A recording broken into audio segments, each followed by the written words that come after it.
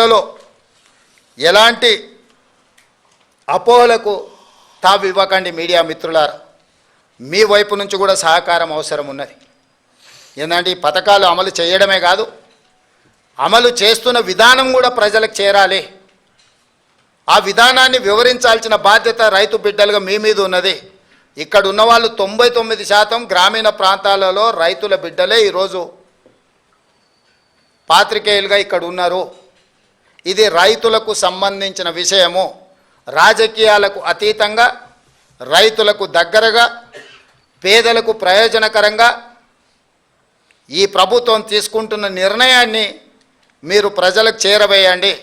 రాజకీయపరమైన భిన్న అభిప్రాయాలు ఏమైనా ఉంటే వేరే సందర్భంలో వాటి మీద చర్చించుకుందాము. ఇది రాజకీయాలు చేసే సందర్భం కాదు. పాలకపక్షమైనా ప్రతిపక్షమైనా ప్రజాప్రతినిధులైనా పాత్రికేయ మిత్రులైనా ఒక బాధ్యతతో ఒక యజ్ఞంలాగా భావించి ప్రభుత్వం చేపడుతున్న ఈ యొక్క మంచి విధానాన్ని రైతులకు చేరవేయండి. వాళ్ళకు భరోసా విశ్వాసాన్ని కల్పించండి. రైతు భరోసా విషయంలో భరోసా కల్పించండి. బోనస్ విషయంలో వాళ్ళకు భరోసా కల్పించండి. ఈ ప్రభుత్వం రైతుల కోసమే ఉన్నది. వ్యవసాయం దండుగ కాదు, వ్యవసాయం పండుగ చెయ్యాలి. చేసి చూపిస్తాం.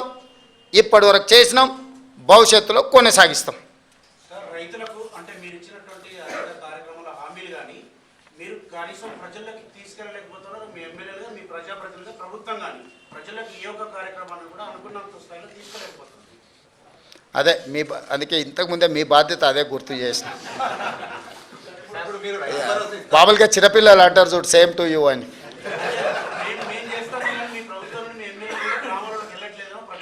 అందుకే అడుగుతున్న మిత్రమా, వాళ్ళు చేసే ప్రయత్నం వాళ్ళు చేస్తారు. ఇప్పుడే కాళ్ళు చేతులు కూడా తీసుకుంటుర్రు. ఎన్నికల సందర్భంగా అయిన గాయాలు మేము మంచి చేస్తే ఆటోమేటిక్గా మీరు చేరవేస్తారనే నమ్మకము, ఇవన్నీ కొంచెం రకరకాల ఇబ్బందులను తెచ్చిపెట్టినాయి. ఆ ఇబ్బందుల నుంచి బయటకు వచ్చి మీరు కూడా తలా ఓ చెయ్యండి. ఎందుకంటే మరీ పేదోళ్ళు అయితే రేషన్ షాప్లో సన్నబియ్యం వస్తాయి. మీకు పొలాలు ఉన్న వాళ్ళు అయితే బోనస్ వస్తుంది. మీరు ఒకవేళ కౌలు రైతులు అయితే 500 రూపాయలు బోనస్ వస్తుంది. రైతు భరోసా వస్తుంది.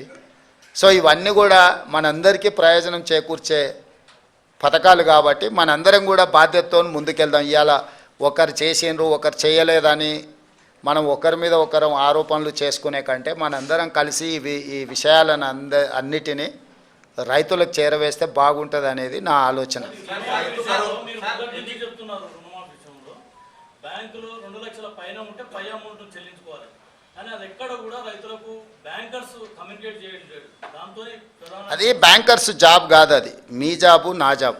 అది వాళ్ళు చేయరు. ఎందుకంటే వాళ్ళు వచ్చిన వాళ్ళు కట్టిన వాళ్ళే తీసుకుంటారు తప్ప వాళ్ళు ప్రచారం కోసం ప్రత్యేకంగా వాళ్ళకి సిబ్బంది ఉండరు కదా. అదే దాన్ని తప్పకుండా